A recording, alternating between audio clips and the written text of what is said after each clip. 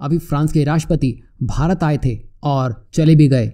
कुछ देशों को ये लग रहा होगा डिफेंस और भारत के मेक इन इंडिया के ऊपर कुछ नहीं हुआ होगा। हाँ, वैसे ये तो सच है, स्पेस, जमीनी युद्ध, साइबर जगत और आर्टिफिशियल इंटेलिजेंस समेत कई क्षेत्रों में टेक्नोलॉजी कॉर्पोरेशन को बढ़ावा दिया जाएगा। लेकिन यहाँ भारत फ्रांस ने एक बड़ा खेल काफी पहले ही खेल दिया था, जिससे कनाडा को 9 से 10 बिलियन डॉलर का झटका लगता हुआ दिखाई देगा। आखिर कैसे, हम आपको बताते हैं। दरअसल जो भारत के स्टूडेंट्स कनाडा अपनी पढ़ाई करने के लिए जाते हैं, उससे कनाडियाई अर्थव्यवस्था में लगभग 8 से 9 बिलियन डॉलर अकेले भारतीय छात्रों से कनाडाई अर्थव्यवस्था में पंप होते हैं। इससे आप समझ गए होंगे ये बड़ा अमाउंट है। ऊपर से अब ये खबर आ रही है कि भारतीय छात्रों को स्टडी परमिट जारी करने में काफी कमी आई है, और ये कोई छोटी मोटी कमी नहीं, पूरे 86% तक की गिरावट है, जो भविष्य में और भी बढ़ सकती है। और इससे सीधे सीधे कनाडा की बदनामी हो रही है। तो उसने भी नए नियम लगा दिए, और ये नए नियम ऐसे हैं जो उसकी हार की ओर ही इशारा कर रहे हैं। दरअसल कनाडा ने कहा है कि वो अगले 2 सालों में अपने यहाँ ज्यादा स्टूडेंट्स नहीं लेंगे, यानी कि यहाँ कनाडा सरकार द्वारा लिमिट लगा दी गई है। अब लगानी तो पड़ेगी ही, जब भारत से ही सबसे ज्यादा स्टूडेंट कनाडा जाते हैं, जिसमें से अब 86% ने कनाडा को चुनने से ही मना कर दिया है।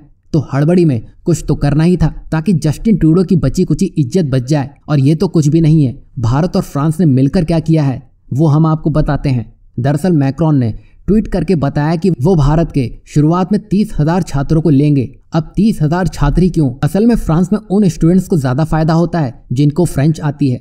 अगर दूसरी कोई भाषा हुई तो उनको दिक्कत होती है, लेकिन अब इसके लिए मैक्रोन ने इसका तोड़ भी निकाल दिया है। दरअसल फिलहाल 30,000 स्टूडेंट्स की बात हो रही है। दरअसल फ्रांस अपने ही देश में ऐसी फैसिलिटी बनाने की कोशिश कर रहा है जहां पर भारतीय छात्र जाकर पढ़ सकेंगे। वहां वो भी छात्र पढ़ सकेंगे जिनको फ्रेंच नहीं आती है। आप समझ रहे होंगे हम क्या कहना चाह रहे हैं।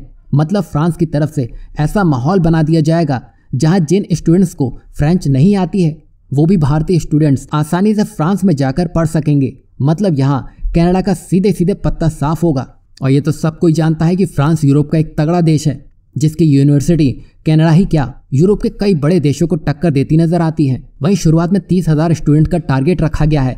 समय के साथ इन नंबर्स को बढ़ाया जाएगा, और फिर जो नंबर्स सामने निकल के आएंगे वो कनाडा ही क्या अमेरिका तक को आधा कर देंगे, क्योंकि अमेरिका भी कनाडा के साथ मिलकर उसका साथ देने में लगा था, जहां उसने खालिस्तान को लेकर भारत को ही घसीट दिया था। लेकिन अब फ्रांस ने ही सारे खेल को भारत की तरफ ही मोड़ दिया है।